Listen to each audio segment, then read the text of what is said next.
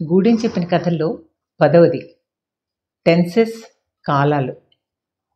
రోషిణి, దీపిక, సుష్మ, ప్రమీల, జయశ్రీ, సౌజన్య ప్రతిరోజు గూడెంలో నేను ఎదురుపడినప్పుడల్లా నవ్వి నన్ను దాటి వెళ్ళిపోతుండేవాళ్ళు.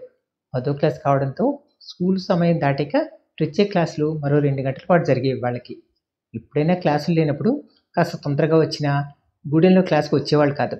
తాము 10వ క్లాస్ పిల్లలని తమకు ప్రత్యేక హోదా ఉందన్నట్టు అక్కడక్కడే తచ్చాడుతూనే ఉన్నా అక్కడ జరిగే క్లాస్తో తమకు సంబంధం లేదన్నట్టు మసలేవారు. ఒకరోజు ఇంగ్లీష్ గ్రామర్ హోంవర్క్ ఇచ్చారని, అది చేయాలంటే తమకు అర్థం కావట్లేదని చెప్పించుకుందుకు వచ్చారు. అది మొదలు వాళ్ళకి సమయం ఉన్నప్పుడల్లా రమ్మని చెప్పాను. ముందరిలో మాత్రం మాకు పనులుంటాయి టీచర్, అవి అయ్యాక హోంవర్క్ చేసుకోవాలి, రావడం కుదరదు అంటూ తప్పించుకునే ప్రయత్నం చేశారు. మీ పనులయ్యాకే రండి, ఈలోపు మిగిలిన వాళ్ళ చదువులు అవుతాయి అంటూ రోజు వాళ్ళ వెంట పట్టడంతో ఇంట్లో వాళ్ళ ఒత్తిడి కూడా వాళ్ళ మీద పడింది. రావడం మొదలెట్టాక కొన్నాళ్ళు కాస్త అసహనంగానే కనిపించేవారు. మాకు స్కూల్లో ఇలా చెప్పలేదు టీచర్, మీరు చెప్పేది వేరుగా ఉంది అనేవారు. సిలబస్ పూర్తయిపోయి వరుసగా పరీక్షలు పెడుతుండటంతో అప్పటికి వాళ్ళలో కొంత మార్పు కనిపించింది. తమకు తెలియకుండానే అల్లరి మాని బుద్ధిగా పాఠాన్ని వినడం మొదలెట్టారు. చాలా వరకు ఆ పిల్లలందరి తల్లిదండ్రులు వ్యవసాయ పనుల్లోకి వెళ్ళేవాళ్లే. కొద్దిమంది మాత్రం అక్కడ పచ్చళ్ళ కంపెనీలో షిఫ్టుల్లో పనిచేస్తారు. ప్రమీల తల్లి రోజీ, ఆమె ఒక ఆసుపత్రిలో నర్సుగా చేస్తోంది. అక్కడున్న అందరిలోకి ఖరీదైన బట్టలు కట్టుకుని శుభ్రంగా తయారై సాయంకాలం డ్యూటీకి భర్త బండి మీద వెళ్తుంది. దారిలో క్లాస్ దగ్గర ఆగి, టీచర్ గారు మా ప్రమీల్ని డాక్టర్ని చేయాలి, బాగా చదివించండి అనేది నవ్వుతూ. ఆమె అలా క్షణం పాటు ఆగినప్పుడు ప్రమీల లేచి తల్లి దగ్గరికి వెళ్ళి, అమ్మ అన్నం ఉండేవా అని అడిగేది. ఈ అన్నం గోలేంటి నీకు, మధ్యాహ్నం తినదంతా ఏమైపోయింది, మీ అన్నయ్యో నాన్నో బిర్యానీ ప్యాకెట్ పెట్టుకొస్తారులే వచ్చేప్పుడు అంటూ వెళ్ళిపోయేది. తల్లి మాటలకి విసుగ్గా వచ్చి కూర్చునేది ప్రమీల. వాళ్ళ తిరుగుళ్ళన్నీ అయ్యి ఎప్పటికి పట్టుకొస్తారో, ఆ పాటికి నేను ఆకలితో చచ్చేపోతాను అంటూ గొణుక్కునేది. తనలో తాను అనుకున్నట్టుగా అన్న స్పష్టంగానే వినిపించేవి ఆ మాటలు. దాదాపు రోజు ఇలాంటి సంభాషణ జరుగుతూ ఉండేది ప్రమీలకి ఆమె తల్లికి. మిగిలిన వాళ్ళకంటే తాము ఒక మెట్టు ఆర్థికంగా పైనున్నామని అందరికీ తెలిసేలా రోజీ ప్రవర్తించేది. పెద్ద కలర్ టీవీ కొనుక్కున్నప్పుడు నన్ను ప్రత్యేకంగా ఇంట్లోకి పిలిచి, బాగుందా టీచర్ గారు, ఇంకా పెద్దది కొనమంటే మా ఆయన వద్దున్నాడు, సర్లే వచ్చేడు మార్చని ఊరుకున్నా అంది. ఆ గదిని పరిశీలనగా చూశాను. ఒక పక్కన డబుల్ కాట్ మంచం, ఒక పక్క ఎయిర్ కూలరు అన్నీ చక్కగా అమర్చున్నాయి. వంటింట్లోకి తీసుకెళ్ళి కొత్త గ్యాస్ పొయ్యి, మిక్సర్ చూపించింది. కొత్త స్టీల్ సామాన్లు తడతడలాడుతూ అక్కడున్న గూళ్ళల్లో సర్ది ఉన్నాయి. కానీ వంటగదిలో కనిపించే సరుకులు కానీ డబ్బాలు కానీ ఏవీ కనిపించలేదు. నా ఆలోచన చదివినట్టే చెప్పింది. సరుకులు నిలవ పెట్టుకోవడం అలవాట్లేదు టీచర్ గారు, ఎప్పుడే తాజాగా తెచ్చుకుంటాం, అది కాక పొయ్యి దగ్గర పని అంటే నాకు విసుగు, ఎక్కువగా బయట నుంచి తెప్పించేస్తారు టిఫిన్లు బిర్యానీలు అంది. అందరిలోకి ప్రమీల చురుకైంది. అందులోనూ గత 3 ఏళ్లుగా ఇంగ్లీష్ మీడియంలో చదువుతోంది. మిగిలిన వాళ్ళకంటే ముందుగా అర్థం చేసుకునేది.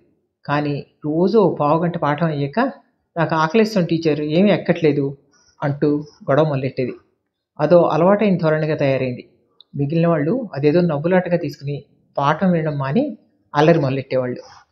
ఒకరోజు రోజీ హడావుడిగా వచ్చి, టీచర్ గారు ఈరోజు ఒక్కరోజుకి పిల్లల్ని పంపండి, మా ఆయన కొత్తగా కట్టిన సిటీ మాల్లో సినిమాకి తీసుకెళ్తాడంట అంది. సమాధానం చెప్పేలోపునే, నేను కూడా ఆసుపత్రికి రాని ఫోన్ చేసి చెప్పేసానులే టీచర్, మా ఆయనకి అసలు టైమే దొరకదు, వాడు సార్ గారు ఈ పూట ఊరు వెళ్ళాడంట, ఖాళీ దొరికిందని మాల్కి తీసుకెళ్ళి సినిమా చూపిస్తాడు, టైం అయిపోతుంది పంపండి అంటూ ఉన్న పళాన పిల్లని తీసుకెళ్ళిపోయింది. సిటీ మాల్ మా ఊళ్ళో కొత్తగా కట్టిన మాల్. బోల్డ్ మల్టీప్లెక్స్లు వచ్చేసాయి రాజధాని నగరానికి. అయితే పోషకులే కొంచెం తక్కువగా ఉంటున్నారని విన్నాను.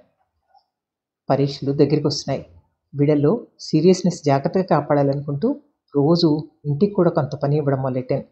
సరిగ్గా చేసుకొచ్చినా లేకపోయినా వాళ్ళ ప్రయత్నానికి చిన్న చిన్న ప్రశంసలు, చిన్న చిన్న బహుమతులు ఇవ్వడంతో వాళ్ళని చదువుదారిలోకి మరింతగా మళ్లించే ప్రయత్నాలు చేస్తూనే ఉన్నాను.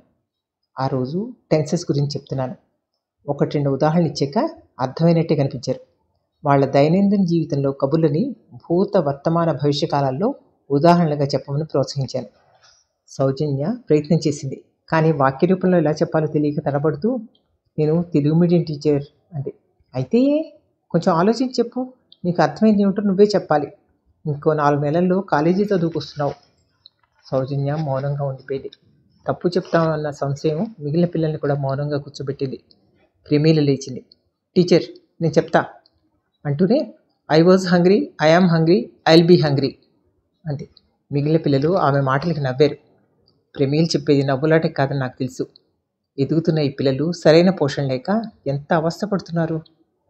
ప్రమీల, ఇంతకంటే మంచి ఉదాహరణ దొరకలేదా? అసలైనా నువ్వు ఒక్కదాని రోజు ఆకలిని గోల పెడతావు. నీ స్నేహితులు ఎవరు ఒక్కసారి కూడా నీలా గొడవ చేయరు. క్లాస్కి వచ్చే ముందు ఏదైనా తిని రావచ్చు కదా. వాళ్ళకే ఆకలేస్తుంది టీచర్, వాళ్ళు చెప్పరు. అయినా ఇంట్లో ఏదైనా ఉంటే కదా టీచర్ తిని రావడానికి. ప్రమీల ముఖాన్ని పుస్తకంలో దాచుకుంది. ఉలిక్కిపడ్డాను. ఆర్థికంగా మెరుగ్గా ఉందని అనుకుంటున్న ప్రమీల ఇలా చెప్తోంది. అప్రయత్నంగా, అందంగా, పొందిగ్గా సర్దిన రోజీ వంటిల్లు కళ్ళ ముందు కదిలింది. ఇంటి విషయంలో అంత శ్రద్ధగా ఉన్న రోజీ కూతురు పడే ఆకలి బాధని అర్థం చేసుకోలేదెందుకో. ఆ విషయానికి అంతగా ప్రాముఖ్యం లేదు ఆమె దృష్టిలో. సిటీ మాల్లో సినిమాకి భోజనానికి ఖర్చు పెట్టగలదు. అంతో ఇంతో జరుగుబాటు ఉన్న కుటుంబాలు ఎలాంటి జీవితాల వైపు మొగ్గు చూపుతున్నాయో, వాళ్ళ ప్రాధాన్యతలు ఏమిటో చూస్తే ఆశ్చర్యం వేస్తోంది. ఆర్థికంగా ఏ స్థాయిలో ఉన్నవారైనా కూడా తమకేం కావాలో కాక చుట్టూ సమాజంలో తమ స్థాయిని చూపించుకుందుకే ఎక్కువ ఆరాటపడుతున్నారనిపించింది. సాయంత్రాలు ఇలా ఆకలితో గడపాల్సిన పరిస్థితి ప్రమిళకి ఖచ్చితంగా లేదు.